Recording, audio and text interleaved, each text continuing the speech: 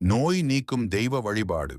எல்லா தெய்வங்களும் நோய் நீக்கும் என்றாலும் சில குறிப்பிட்ட நோய்களுக்கு இன்ன தெய்வங்களை வழிபட வேண்டுமே என சுதமா முனிவர் சிவபுராணத்தில் விளக்கமாக எழுதியுள்ளார். அதன்படி அதற்குரிய தெய்வங்களை அந்தந்த கிழமைகளில் வழிபட்டால் நோய் நீங்கி நீண்ட ஆயுள் பெறலாம் என்பது ஐதீகம். அம்மை நோய். மாரியம்மன் ஞாயிற்றுக்கிழமை. வயிறு சம்பந்தமான நோய்கள் தட்சிணாமூர்த்தி, முருகன் வியாழன், செவ்வாய். ஆஸ்துமா மற்றும் சுவாசக் கோளாறுகள் மகாவிஷ்ணு சனிக்கிழமை. ஆயுள் ஆரோக்கியம் ருத்திரர் திங்கட்கிழமை. எலும்பு சம்பந்தமான நோய்கள் சிவபெருமான் முருகன் திங்கட்கிழமை செவ்வாய்க்கிழமை.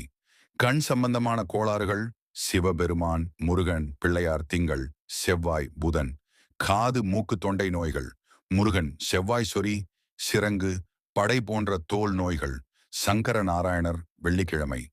தலைவலி ஜுரம் ஜுரஹரேஸ்வரர் பிள்ளையார் திங்கள் புதன்கிழமை. நீரிழிவு சிறுநீரக கோளாறு முருகன் செவ்வாய்.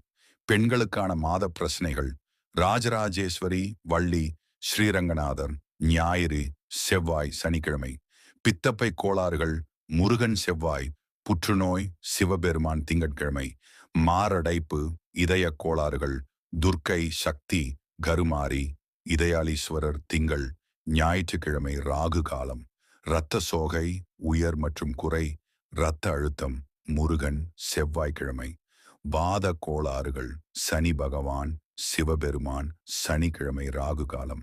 வாயு கோளாறுகள் ஆஞ்சநேயர் சனிக்கிழமை.